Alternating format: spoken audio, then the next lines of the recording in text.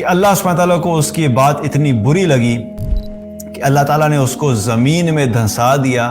اب وہ قیامت تک زمین میں دھنستا چلا جائے گا. اور اتنا زیادہ اس چیز کو پروموٹ کیا جا رہا ہے کہ ساری دنیا صرف اسی کام پہ لگی ہے کہ میرا جسم خوبصورت ہو جائے، بس میں فلاں سے زیادہ خوبصورت نظر آؤں، میں تمہیں جہنمیوں کی خبر نہ دوں. اور پھر آپ نے کیا فرمایا کہ ہر سرکش، بخیل اور متکبر جہنم میں ہے. بلکہ ہر چیز کے کمپٹیشن میں کہ میرا گھر میرے سوشل سرکل میں سب سے بہتر ہو، میری گاڑی سب سے بہتر ہو، تاکہ میں جب سب کے بیچ میں بیٹھوں تو اپنے اندر یہ احساس لے کے بیٹھوں کہ یہ جو چار میرے ساتھ بیٹھے ہوئے ہیں ان سب سے بہتر میں ہوں. ایک حدیث میں آتا ہے، صحیح بخاری اور مسلم کی روایت ہے، اس کا مفہوم ہے کہ آپ صلی اللہ علیہ وسلم نے ایک شخص کا ذکر کیا کہ تم میں سے پہلے ایک شخص گزرا ہے کہ وہ اس نے بڑا زبردست لباس پہنا اور اچھے طریقے سے لباس پہنا، اچھے طریقے سے کنگھی کی، اور وہ اچھا لباس پہن کے اور اچھی طرح کنگھی کر کے اللہ کی زمین پہ اتراتا ہوا چلنے لگا، اپنے اندر عجب کو لیے ہوئے خود پسندی کے ساتھ زمین پہ اترا کے چل رہا تھا کہ اللہ سبحانہ تعالیٰ کو اس کی بات اتنی بری لگی کہ اللہ تعالیٰ نے اس کو زمین میں دھنسا دیا. اب وہ قیامت تک زمین میں دھنستا چلا جائے گا. اللہ اکبر کبیر. کتنا سا عمل ہے. اس شخص نے کسی غریب کو تھپڑ تو نہیں مارا تھا، کسی کی جائیداد تو نہیں غصب کی تھی، نماز تو نہیں چھوڑی تھی، اور کسی کو گالی تو نہیں دی تھی، سود تو نہیں لے رہا تھا. یہ بھی غلطیاں، گناہ ہیں. لیکن کس عمل کے اوپر اس کے ساتھ یہ اتنا بڑا عذاب ہو رہا ہے کہ صرف اس کے اندر خود پسندی تھی اور اللہ کی زمین پہ اترا کے چل رہا تھا. آج ہم اپنا جائزہ لیں.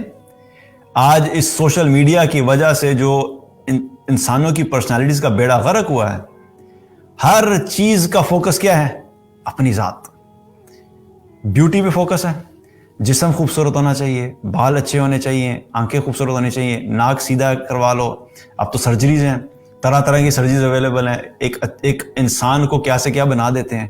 اور اتنا زیادہ اس چیز کو پروموٹ کیا جا رہا ہے کہ ساری دنیا صرف اسی کام پہ لگی ہے کہ میرا جسم خوبصورت ہو جائے، بس میں فلاں سے زیادہ خوبصورت نظر آؤں، اور میری لائف میں میری گاڑی اچھی ہونی چاہیے، میرا گھر اچھا ہونا چاہیے، تاکہ جب میں باہر ذرا لوگوں کے سامنے نکلوں تو میرا ایک ٹیکا ہو.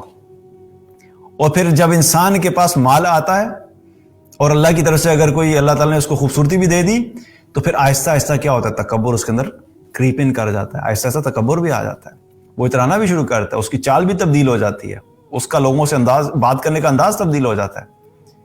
تو یہ سب کیا ہے؟ یہ سب ہلاکت کی چیزیں ہیں. ایک مسلمان جو ہے وہ اس قسم کا رویہ ایمان والا نہیں رکھتا. اور پھر اس کے بعد تکبر ہے. تکبر کی اگر ہم بات کریں تو تکبر کے بارے میں آپ صلی اللہ علیہ وسلم نے کیا فرمایا کہ میں تمہیں جہنمیوں کی خبر نہ دوں.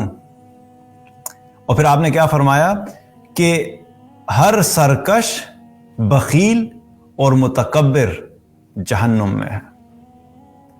3 طرح کے لوگ، سرکش، بخیل اور متکبر.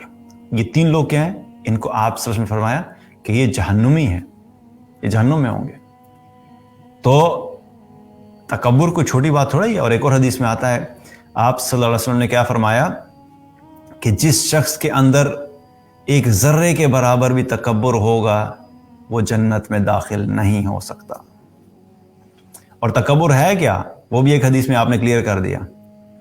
بطر الحق و غمت الناس. 2 چیزیں ہیں، حق بات کو جھٹلانا اور لوگوں کو حقیر سمجھنا. یہ 2 چیزیں ہیں جو تکبر میں آتی ہیں.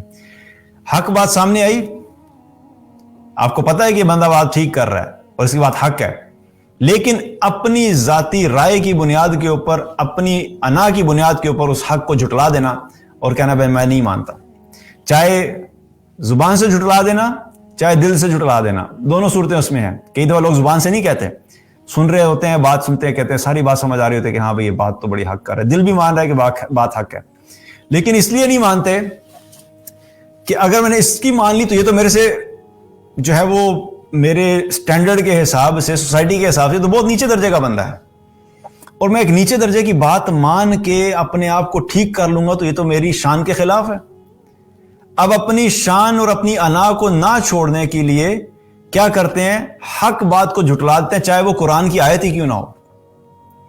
اپنی انا کو نہیں چھوڑیں گے، اپنی شان کو نہیں چھوڑیں گے، اپنے ناک کو نیچا نہیں ہونے دیں گے، اپنے ٹھاٹ باٹ کو نہیں چھوڑیں گے۔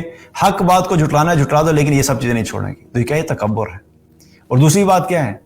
اپنے آپ کو دوسروں سے بہتر سمجھنا، میں تو اس سے بہتر ہوں، میرا گھر اس سے بہتر۔ اور یہ بہتر سمجھنے میں صرف اپنی ذات نہیں ہے، بلکہ ہر چیز کے کمپٹیشن میں، کہ میرا گھر میرے سوشل سرکل میں سب سے بہتر ہو، میری گاڑی سب سے بہتر ہو، تاکہ میں جب سب کے بیچ میں بیٹھوں تو اپنے اندر یہ احساس لے کے بیٹھوں کہ یہ جو چار میرے ساتھ بیٹھے ہوئے ہیں ان سب سے بہتر میں ہوں۔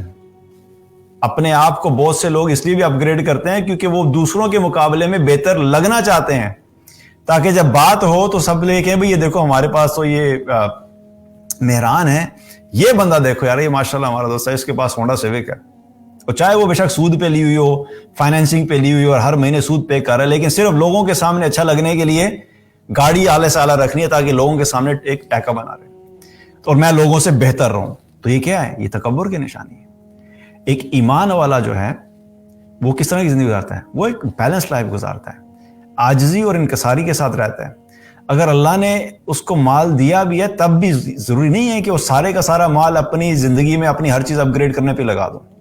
ہمیں یہ دیکھنا چاہیے کہ میری ضرورت کتنی ہے۔ اگر میری ایک خاص طرح سے ضرورت پوری ہو رہی ہے تو اور اس سے زیادہ کی مجھے ضرورت نہیں ہے، تو چاہے اللہ نے مجھے مال زیادہ بھی دیا تو مجھے اپنے آپ کو اس سے باہر نہیں نکالنا، میں اپنے آپ کو اسی ایک لائف سٹائل میں رکھوں گا جتنی میری ضرورت ہے۔ تو عاجزی کے ساتھ، انکساری کے ساتھ رہنا، یہ ایمان والا ہوتا ہے۔ تو جس شخص کے اندر تکبر ہے، جو خود پسندی ہے، اور میں یہ سمجھتا ہوں کہ تکبر سے زیادہ خود پسندی کی بیماری اس وقت ہمارے معاشرے میں بہت زیادہ ہے۔ آپ کبھی بیٹھ کے دیکھ لیجئے گا، آپ کسی شادی میں چلے جائیں، دوستوں کے سرکل میں بیٹھ جائیں، آفیسز کے اندر بیٹھ جائیں، جہاں 4-5 بندے بیٹھے ہوں گے سارے اپنی تعریفیں کر رہے ہوں گے، ہر ایک کو یہ شوق ہوگا کہ میں زیادہ اونچا بول لوں تاکہ میری تعریفیں ہو جائے اور لوگ میرے بارے میں کہ واہ کہ یہ بڑا، اس کی لائف بڑی زبردست ہے۔ اپنی تعریفوں کا اتنا شوق ہے، واللہ یہ بہت بڑی بیماری ہے اور یہ بہت خطرناک بیماری ہے۔ یہی تو ہے جو خود پسندی۔ اس لیے کیا ہے کہ جب بیٹھا کریں کوشش یہ کریں اپنی ذات کے بارے میں بات نہ کیا کریں، میں نے یہ کیا، میں نے وہ کیا۔ اول تو اچھی بات کریں، نہیں ہے تو ایک عدد جو ہے وہ زپ اپنے ساتھ رکھا کریں تاکہ منہ پہ لگا کے بیٹھ جائیں، کیونکہ ہمارے اندر پاس اچھی باتیں کرنے کے لیے ہوتی ہی نہیں۔